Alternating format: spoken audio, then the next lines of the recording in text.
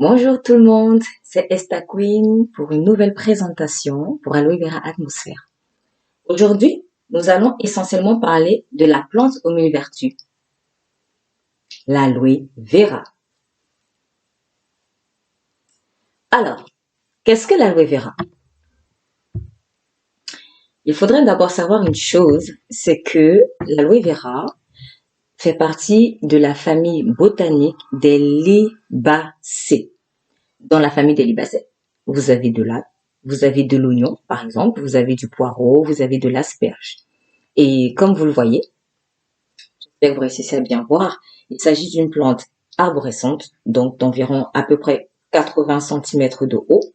Donc elle est plus ou moins grande, assez imposante, très belle aussi, et qui est composée à l'extérieur d'un latex. Donc il suffira de la couper. Je vais le faire.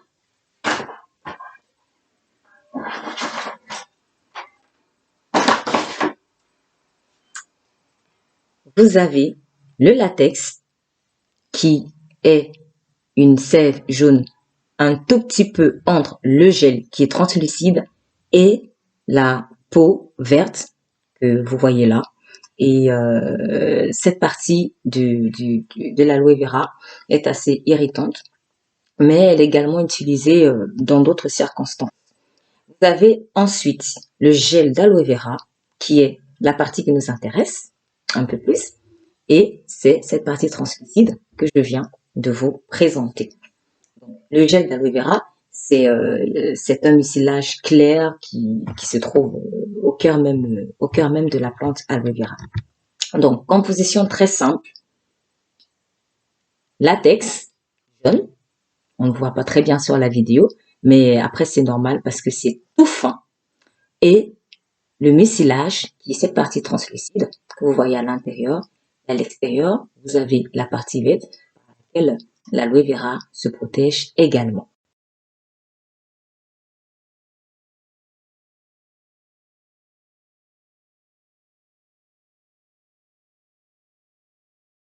Alors, dans l'histoire, l'aloe vera est une plante qui a une histoire, comme beaucoup d'entre nous et comme beaucoup de choses. Vous savez, en Égypte, par exemple, précisément en Égypte, en Afrique, on l'appelait la plante de l'immortalité. L'aloe vera était la plante de l'immortalité. Après, c'est vrai qu'il s'agit de superstition, mais pourquoi, à votre avis, l'appelait la plante de l'immortalité? Eh bien, parce que dans les multiples propriétés de l'aloe vera, il y a la régénération des cellules. Ce qui fait que plus on utilise, moins on vieillit. Autrement dit, plus on utilise, plus on régénère nos cellules, qui du coup ça donne un aspect un peu plus jeune, ou en tout cas moins vieilli. C'est pour cela qu'on l'appelait la plante de l'immortalité. Ça, c'est en Égypte. Vous avez également les Bédouins du Sahara et les Touaregs du désert qui l'appelaient la lys du désert. Vous savez, la lys, c'est un type de fleur, donc très joli aussi. Et si l'aloe vera a porté ce titre, c'est à cause de sa beauté, de la grâce donc, dont elle est également revêtue. Toujours en Afrique, les Zoulous l'appelaient la plante qui guérit tout. Il l'utilisait pour soigner leurs blessures, il l'utilisait pour traiter des douleurs, des articulations et des spasmes musculaires. Aujourd'hui encore, on a ces propriétés de l'aloe vera que vous pouvez tester chez vous. En Chine, le gel d'aloe vera était largement mentionné dans le Benkao impérial, qui est un livre mythique de la médecine traditionnelle chinoise, qui répertorie toutes les herbes médicinales et remèdes de l'époque. Là, on est au XVIe siècle, et préconisé dans le soin de toutes sortes de maux. Il était notamment utilisé, la plante aloe vera, était notamment utilisée pour soigner les caries. Chez d'autres peuples, on a retrouvé des traces de l'usage thérapeutique de l'aloe, par exemple chez les Sumériens, chez les Grecs, notamment sur l'île de Socotra. Vous avez également l'aloe chez les Romains, chez les Indiens d'Amérique et chez les Juifs. Et vous savez, l'aloe vera a eu également un écho favorable chez nos anciens. Par exemple, Christophe Colomb, dès le XVe siècle, a dit Je cite, « 4 végétaux sont indispensables au bien-être de l'homme. Le blé, le raisin, l'olive et l'aloe. Le quatrième, le soigne. » Ça, ce sont les propos de M. Christophe Colomb. Vous avez également Mahatma Gandhi, qui, dans un extrait de lettre à son biographe, M. Romain Rolland, a dit, je cite, « Vous me demandez quel est le secret des forces qui me soutenaient au cours de mes longs jeûnes. Eh bien, ce fut ma foi inébranlable en Dieu, ma vie simple et frugale, et la louée dont je découvris les bienfaits dès mon arrivée en Afrique du Sud dans les dernières années du siècle. » Vous avez également Hippocrate et Pline qui ont relevé les vertus régénératrices de l'aloe vera et ses propriétés curatives, notamment pour soulager la dysenterie amibienne, autrement dit la diarrhée.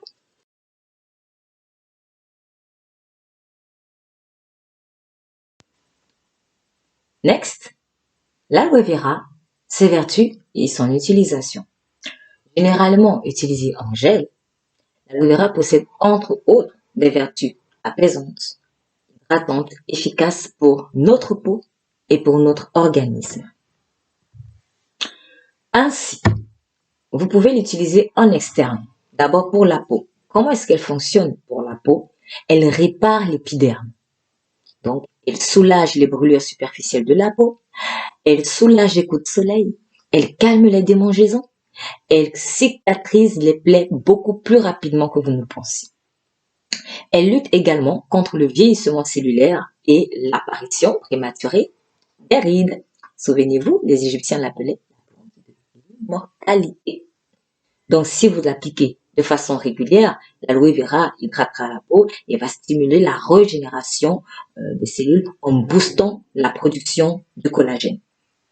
Enfin, l'aloe vera, toujours pour la peau, elle lutte contre les dermatoses, c'est-à-dire des herpès, des eczémas, des mycoses, des boutons de fièvre, des psoriasis.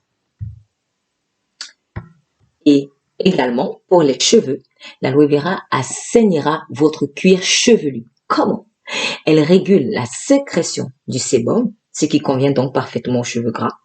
Elle hydrate et renforce les cellules, puisqu'elle est composée de 99% d'eau. Le gel d'aloe vera va parfaitement convenir aux cheveux secs pour leur apporter l'hydratation dont ils ont besoin. Le cheveu donc devient fort et devient brillant et moins cassant. Ensuite, ou enfin, l'aloe vera, elle accélérera la pousse de votre cheveu. Grâce à sa haute concentration en vitamine A, en vitamine B6, en vitamine B9 et au fait qu'elle favorise la circulation sanguine du cuir chevelu.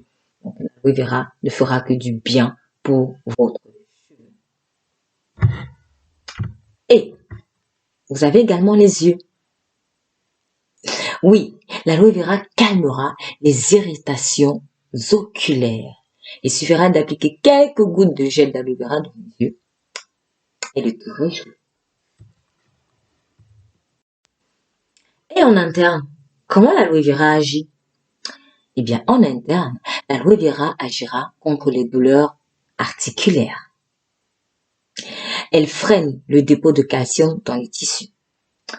En interne aussi, l'aloe vera, elle sera efficace pour votre estomac et vos intestins. Comment? Parce qu'elle protège l'organisme contre les ulcères gastriques, elle élimine les difficultés digestives et favorise le transit intestinal tout en luttant contre les colites. L'aloe vera est également efficace pour les affections du foie. Comment? En améliorant les fonctions hépatiques, antidote contre la surconsommation de l'alcool et aide à prévenir la cirrhose du foie. L'aloe vera peut être également utilisé par des diabétiques puisque le diabète provoque une forte concentration du sucre et d'autres substances dans le sang, qui entraîne certains dérèglements comme l'apparition de plaies, l'apparition d'ulcères aux pieds, aux jambes dû à des problèmes circulatoires. Un traitement interne, précisément en consommant du jus d'aloe vera, je dirais plus le gel d'aloe vera, parce que jus et gel, c'est différent. Mais dans une autre vidéo, on aura peut-être l'occasion de faire un peu la différence. Donc, un traitement interne en consommant du gel d'aloe vera et externe par une application locale, par exemple, associé à un bon régime alimentaire et une hygiène de vie. Une meilleure hygiène de vie régénère et rééquilibre l'organisme déficient. Voilà.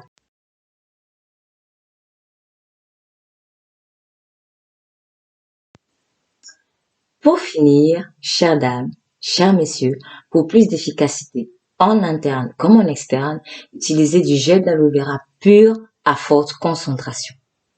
Sur ce, prenez soin de vous car vous êtes une créature merveilleuse. Ciao.